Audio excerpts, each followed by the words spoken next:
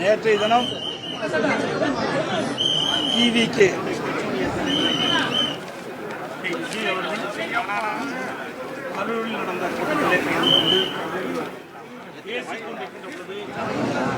கரூரில் நடந்த கூட்டத்திலே கலந்து கொண்டு பேசிக் கொண்டிருக்கின்ற பொழுது கூட்ட நெரிசல் ஏற்பட்டதாகவும் அதிலே பல பேர் மயங்கி விழுந்து மருத்துவமனைக்கு சேர்க்கப்பட்ட போது அதில் இதுவரை 39 பேர் இறந்துள்ளதாகவும் சுமார் இந்த அரசு மருத்துவமனையிலே 51 பேர் சிகிச்சை பெற்றுள்ளதாகவும் அதில் 2 பேர் அபாய கட்டத்தில் இருப்பதாகவும் தனியார் மருத்துவமனையில் 30 பேர் சிகிச்சை பெற்று வருவதாகவும் தகவல் கிடைத்துள்ளன. இந்த பொதுக்கூட்டம் ஆரம்பித்து கொஞ்ச நேரத்திலேயே சிறிது நேரத்திலேயே இந்த தள்ளுமுள்ளு ஏற்பட்டு அப்பொழுது எங்களுக்கு ஊடகத்தின் வாயிலாக கிடைக்கப்பட்ட தகவலின் அடிப்படையில் அந்த மின்சார விளக்குகள் அணைந்ததாகவும் மின் விளக்குகள் அணைந்ததாகவும் அப்பொழுது ஏற்பட்ட தள்ளுமுள்ளின் காரணமாக எவ்வளவு பேர் அந்த கூட்ட நெரிசலில் சிக்கி அதனால் உயிரிழப்பு ஏற்பட்டதாகவும் தகவல் கிடைத்திருக்கின்றன. இது செய்தியெல்லாம் வந்திருக்கு, எல்லா ஊடகத்திலையும் பத்திரிகை வந்த செய்தி. அதோட டிவிகே கூட்டம் அறிவிக்கப்பட்டு இந்த கூட்டம் நடைபெறுகின்ற பொழுதே முன்னெச்சரிக்கை நடவடிக்கை எடுக்கப்பட்டிருக்கிறது.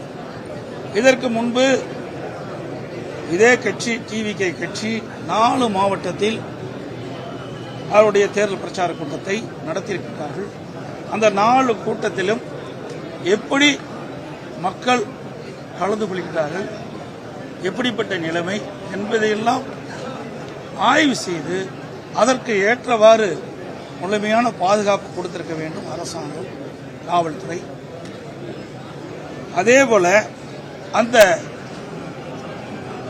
பாதுகாப்பு குறைபாடுகள் இருப்பதாக தொலைக்காட்சியில் பார்க்கின்ற பொழுது தெளிவாக தெரிகிறது. ஏற்கனவே நடந்த மாவட்டத்தில் நடந்த டிவிகே அந்த பிரச்சார கூட்டத்திலும் முழுமையான பாதுகாப்பு வழங்கப்பட்டதாக தெரியவில்லை. இதெல்லாம் தொலைக்காட்சியில் பார்த்துதான் நான் இதை குறிப்பிடுகிறேன். அதோட இந்த கட்சி மட்டுமில்லை, அனைத்து இந்திய அண்ணா திராவிட முன்னேற்ற கழகத்தின் சார்பாக நான் எழுச்சி பயணம் மேற்கொண்டிருக்கின்றேன். அந்த நிகழ்ச்சியில் கூட காவல்துறை எங்களுக்கு முழுமையான பாதுகாப்பு கொடுத்தாங்க. ஒரு 3-4 மாவட்டத்தில் பாதுகாப்பு கொடுத்தாங்க. மீது எந்த மாவட்டத்திலுமே இந்த பொதுக்கூட்டம் நடைபெறுகின்ற இடத்தில் காவலர்கள் அந்த பொதுமக்களுக்கு அதாவது இப்படி கூட்ட நெரிசல் ஏற்பட்டால் அதை ஒழுங்குபடுத்துகின்ற பணியில் ஈடுபடவில்லை. அதே நேரத்தில் ஆளுங்கட்சியைச் சேர்ந்தவர்கள் இன்றைக்கு முதலமைச்சரோ துணை முதலமைச்சரோ மற்ற அமைச்சர்களோ எழுது திமுக கட்சி கூட்டம் நடைபெற்ற பொழுது ஆயிரக்கணக்கான காவலர்களை நியமிக்கின்றார்கள். அவர்களுக்கு பாதுகாப்பு இந்த அரசாங்கம் ஒருதலை பட்சமாக நடக்கின்றது.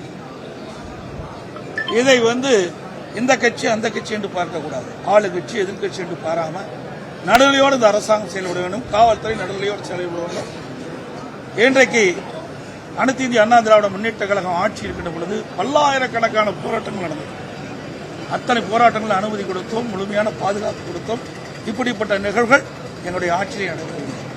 ஆனால் திராவிட முன்னேற்ற கழகம் ஆட்சிக்கு வந்த பிறகு கூட்டம் நடத்துவதே பெரிய சிரமம்.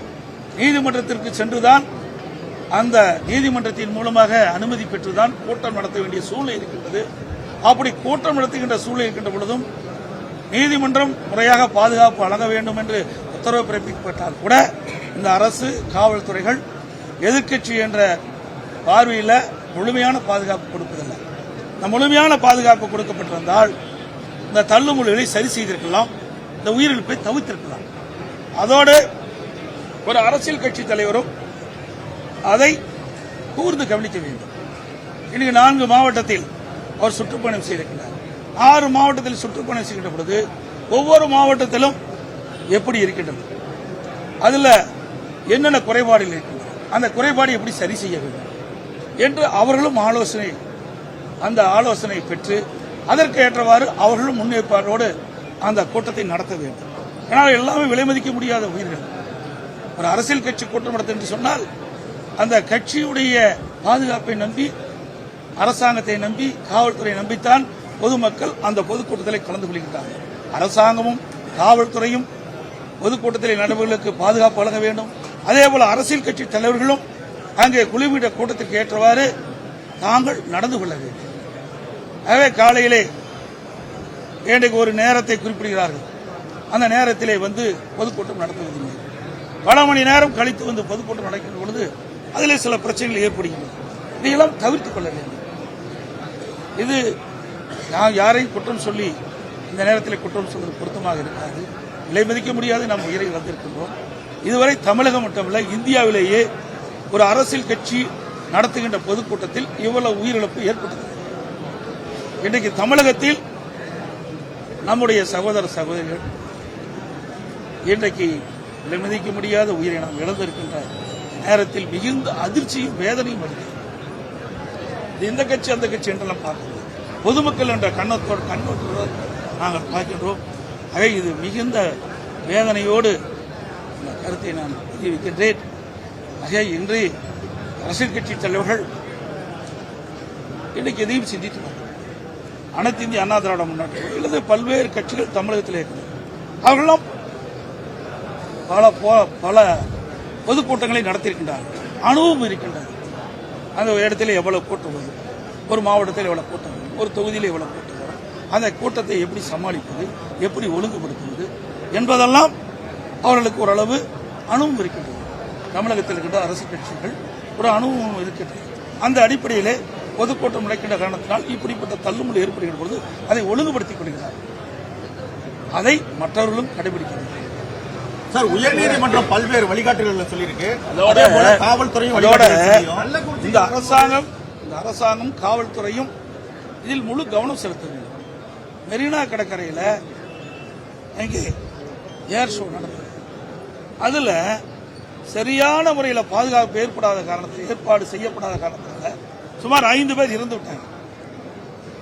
அங்கேயே அப்படிப்பட்ட சம்பவம் நடைபெறுகின்ற பொழுது இப்படி ஒரு அரசியல் கட்சி தலைவர் ஒரு பொதுக்கூட்டத்தை ஏற்பாடு செய்கின்ற பொழுது ஏற்கனவே 4 மாவட்டத்தில் இந்த பொதுக்கூட்டம் நடைபெற்றிருக்கின்றது. இதெல்லாம் என்னென்ன பிரச்சனை என்பது இன்றைக்கு அரசும் காவல்துறையும் ஆய்வு செய்து அதற்கு தக்கவாறு பாதுகாப்பை வழங்கியிருந்தால் இந்த உயிர் சேதத்தை தடுத்திருக்கிறது. காவல்துறை வந்து ஒழுங்குபடுத்தினா எங்க கூட்டத்துக்கு, எங்க கட்சிக்கு வரக்கூடிய அந்த கூட்டத்துக்கு வரக்கூடிய தொண்டர்களை அவங்க வந்து விரட்டி அடிக்கிறாங்க அப்படின்ற ஒரு குற்றச்சாட்டை அவங்க தலைவர்கள் முன்வைக்கிறாங்களே. இதெல்லாம் நீங்க நீங்க கேட்கிற கேள்வி. இது வந்து நாங்களும் பொன்முலா கண்ட கட்சி, 32 ஆண்டுகளும் ஆட்சி செய்த கட்சி, இப்படி எங்கேயுமே இப்படி தடை செஞ்சது கிடையாது. ஆக வேண்டுமென்றே திட்டமிட்ட ஆளுங்கட்சிக்கு ஒரு நீதி, எதிர்கட்சிக்கு ஒரு நீதியாக இருக்கக்கூடாது. ஆளுங்கட்சியுடைய முதலமைச்சர் வருகின்ற பொழுது கூட்டமே இல்லாத இடத்துல கூட ஆயிரக்கணக்கான காவலர்களை நிறுத்தி பாதுகாப்பு கொடுக்கிறாங்க. அதனால குறை சொல்ல, இருந்தாலும் அவர்களுக்கு எப்படி பாதுகாப்பு கொடுக்கிறார்களோ அதே போல இன்றைக்கு நாட்டு மக்களுக்கும் பாதுகாப்பை வழங்குவது அரசுடைய கடமை, முதலமைச்சருடைய கடமை, காவல்துறை கடமை. அந்த கடமையில் இருந்து அவர்கள் தவறிவிட்டார்கள். அதனால் இந்த உயிரிழப்பு ஏற்பட்டது. அருணா ஜெகதீசன் தலைமையில ஒரு நபர் கமிட்டி அமைச்சிருக்காங்க. ஒரு நபர் கமிட்டி அமைச்சிருக்காங்க. இவ்வளவு வேகமா துரிதமா இந்த ஒரு நபர் கமிஷன் அமைப்பதில் என்ன நோக்கம்னு எனக்கு தெரியல. அமைச்சிருக்கிறாங்க. இப்போ நான் வந்து நேற்றைய தினம் சென்னைக்கு போயிருந்தேன். இரவு தான் 2 மணிக்கு தான் வீடு போயிருந்தேன். காலையில் எழுந்தவுடன் தான் வந்தேன். உங்கள் தொலைக்காட்சியில் பார்க்கின்ற செய்தி வச்சு தான் இந்த பேட்டியை நான் கொடுத்துட்டு இருக்கேன். அது மட்டும் இல்லை, நான் வருகின்ற பொழுது கிடைக்கப்பட்ட தகவல் விஜய் அவர்கள் அந்த கூட்டத்தில் பேசிட்டு இருக்கும்போது இடையில் ஆம்புலன்ஸ் வருது. அப்போ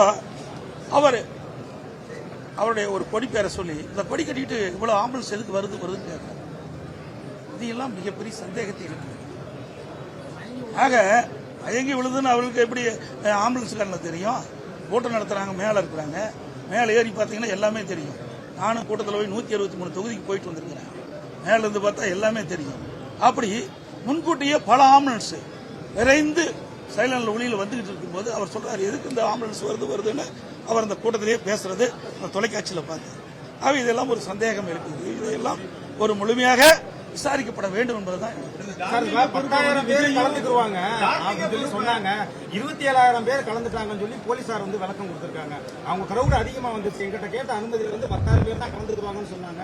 அவங்க பிரஸ் 27,000 பேர் வந்தது எங்களால என்ன பண்ண முடியுதுன்னா காவல்துறை இதுக்கு முந்தைய 4 மாவட்டத்தில் நடந்திருக்கு. 4 மாவட்டத்தில் இதே கட்சியுடைய தலைவர் பொதுக்கூட்டம் நடத்தியிருக்கார். அந்த பொதுக்கூட்டத்தில் எவ்வளவு பேர் வந்து கலந்துட்டாங்க, எவ்வளவு பேர் எழுதி கொடுத்தாங்கன்னு இந்த காவல்துறைக்கு தெரியாதா, இந்த அரசாங்கத்துக்கு தெரியாதா? ஆகவே அவருடைய கடமையிலிருந்து தட்டி கலப்பதற்காக இந்த அறிவிப்பை கொடுத்திருப்பதை நான் கருதுகிறேன். சார், இந்த நிகழ்வுக்கு பொறுப்பேற்ற விஜய் மீது நடவடிக்கை எடுக்கப்படுமா? இதையெல்லாம் நீங்க கேட்கிற கேள்வி எல்லாம் வந்து ஒரு கற்பனையான கேள்வியை தான் நான் பார்க்குறேன். நடவடிக்கை எடுப்பாங்களா எடுக்க மாட்டாங்களா? ஏங்க இவ்வளவு பெரிய துயரம் நடந்திருக்கு, அதைத்தான் பார்க்கணும். இன்றைக்கு போன உயிர் மேல முடியும். நம்ம குடும்பத்தில் ஒருத்தர் இழந்தா நமக்கு எவ்வளவு வேதனை முதல் நினைக்கணும். நீங்க சொன்ன மாதிரி அரசியலுக்கு அப்பாற்பட்டு பேசுங்க தயவு செய்து. அரசியல் இது எந்த இடத்துல தவறு நடந்தது, அது எப்படி என்ன காரணத்துக்கு நடந்தது, இதைத்தான் நம்ம அலைசி ஆராய்ந்து அதற்கு ஒரு இறுதி வடிவு கொடுக்கிறது. இனி எதிர்காலத்தில் இப்படிப்பட்ட நிகழ்வு ஏற்படாதுன்னு பார்க்க வேண்டும். இதையெல்லாம் பார்க்க வேண்டும். இதை விட்டு இது இப்படி நடக்குமா அப்படி நடக்குமா, இதுக்கு இதையெல்லாம் வந்து பேசுவது இந்த இடத்தில் சரியாக இருக்காது என்பது என்னுடைய கருத்து. அது மட்டும் இல்ல, இப்படி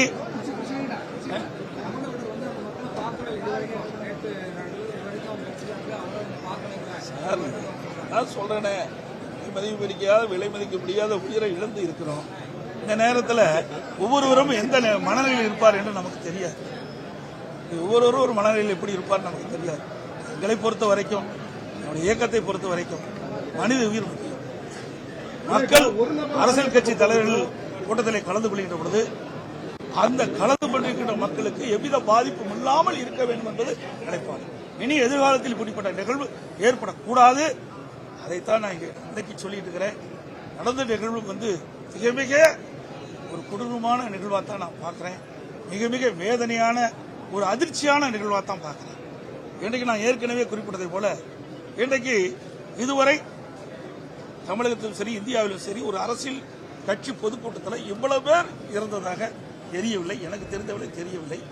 ஆக இது இவ்வளவு பேர் 39 பேர் இறந்திருக்கார் என்று சொன்னால் சாதாரணமாக எடுத்துக்கொள்ள முடியாது.